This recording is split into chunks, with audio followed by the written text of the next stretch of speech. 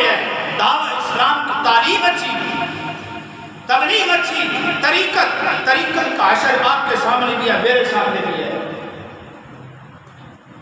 کمر میں خارش ہے تو پیر سمجھتا ہے پیسے نکالنے لگا ہے، کان پہ خارش ہے کہیں اور کی بات میں نہیں کرتا، پیر سمجھتا ہے مقتدی میرا مرید پیسے نکالنے لگا ہے۔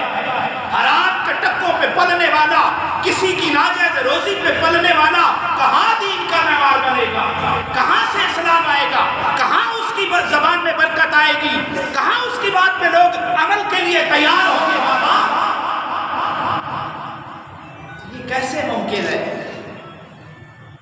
لوگ تو نذرانے دیتے ہیں، مذہبی رہنما ہے، لوگ تو پیسے دیتے ہیں، مذہبی رہنما ہے، مذہبی علماء کی وہ مدرسے نہیں بنتے، غریبوں کے لیے سکول نہیں بنتے، غریبوں کے پاس بیٹھنے کے لیے دو لمحے وقت نہیں ملتا، اور پیر کے بیٹے کی صاحبزادے کی کوٹھیاں تو چڑھتی جا رہی ہیں، عمارتیں تو چڑھتی جا رہی ہیں۔ یہ جہاد کریں گے یا جہاد کے خلاف والوں کے حامی ہوں گے؟ بتاؤ اپنے ایمان کے ساتھ۔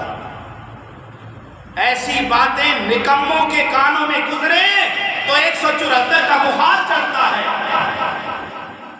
میں اس کو محبت تب مانتا ہوں جب جو نعت پڑھتا ہے وہ یا تو قرآن صحیح کرے یا پھر نبی کے فرمان کو سیکھے۔ یہ تو معیار محبت ہے۔ یہ کیا ہوا کہ ایک ایک گھنٹہ تم نعتیں پڑھ کے اگلی پہ چلے جاؤ اور دین کا پتہ ہی نہیں، یہ کوئی معیار نہیں، اور یہ چیز ہمیں لے کے ڈوبی ہے۔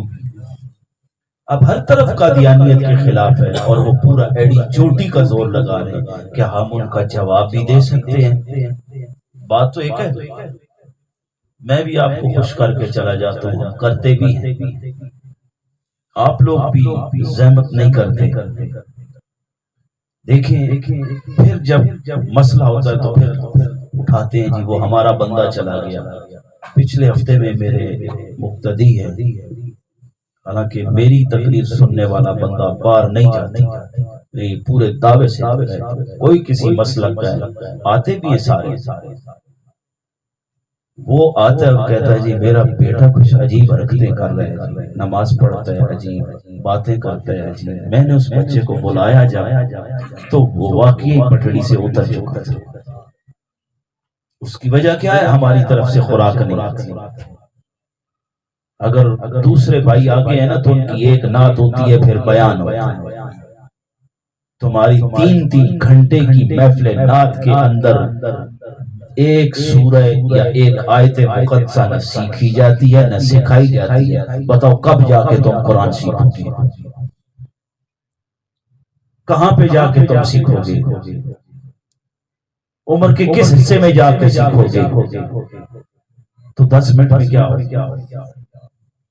تو میرا پہلا یہ سوال ہے، یاد رکھیں نبی کسی کتاب کا کاتب نہیں ہوتا،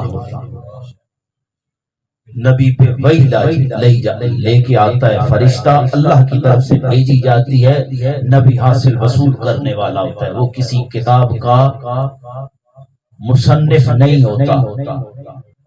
مرزا قادیانی 100 کے لگ بھگ گندی اور غلیظ کتابوں کا مصنف ہے۔ نبی شاعر نہیں ہوتا، وہ الو کا پٹھا لولا لنگڑا شاعر بھی ہے۔ نبی عقل سے فارغ نہیں ہوتا، کامل العقل ہوتا ہے، کامل الجسم ہوتا ہے، کامل الذات ہوتا ہے، کامل الکمالات ہوتا ہے۔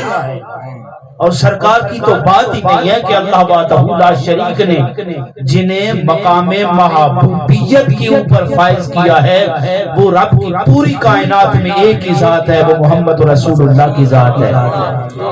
اس لیے ہم کہتے ہیں کہ سرکار وجہ تخلیق کائنات بھی ہیں، سرکار جان کائنات بھی ہیں، سرکار مقصود کائنات بھی ہیں۔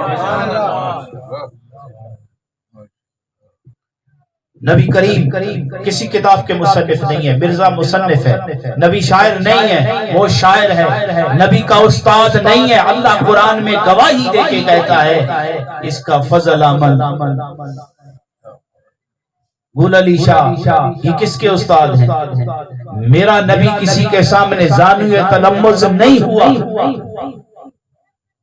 علم آیا تو ڈائریکٹ رب ذوالجلال کی طرف سے آیا ہے۔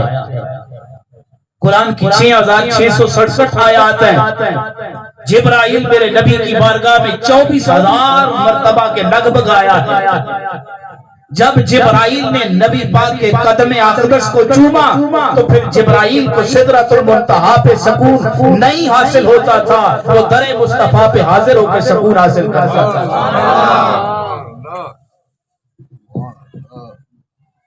مجھے نہیں سمجھ آتی تمہاری کھوپڑیاں کب کام کریں گی، تمہارے قبلے کب درست ہوں گے۔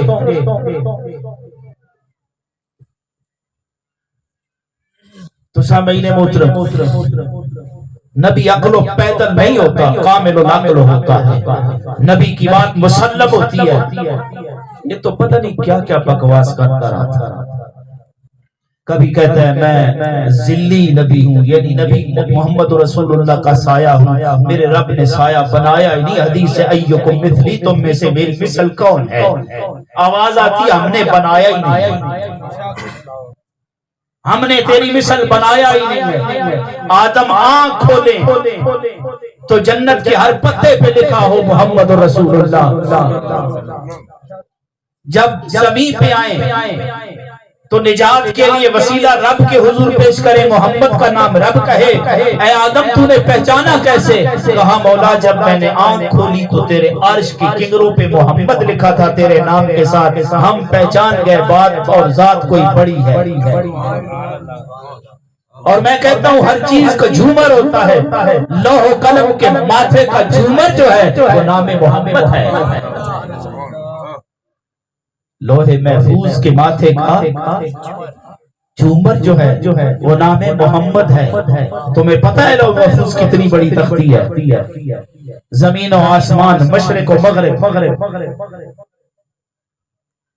اتنی بڑی تختی کے ماتھے کا جھومر جو ہے وہ نام محمد ہے۔ یہ تو کبھی بکتا ہے میں خدا میں بڑھ جاتا ہوں، خدا مجھ میں بڑھ جاتا ہے، کبھی میں خدا میں داخل ہوتا ہوں، خدا میرے اندر داخل ہو جاتا ہے، اور خدا مجھے کہتا ہے اب مرزا تو اب میرا ظہور تیرا ہی ظہور ہے۔ یہ کتنی بڑی لایانی ہے، کتنا بڑا بکواس ہے۔ کبھی ہم نے بیٹھ کے علماء سے ایسی باتیں سیکھی بھی ہیں۔ آج تو سکول میں ہر چوتھا بچہ ان کا ہے، دفتر میں جاؤ تو کوئی نہ کوئی ان کا ہوتا ہے، کام پہ جاؤ تو کوئی نہ کوئی ان کا ہوتا ہے۔ جواب دینے کے تو کم از کم قابل ہونا۔ ہم لوگ ایسے محنتیں کرتے رہیں گے اور آپ 4-4 گھنٹے شعر و شاعری سن کے چلے جائیں گے۔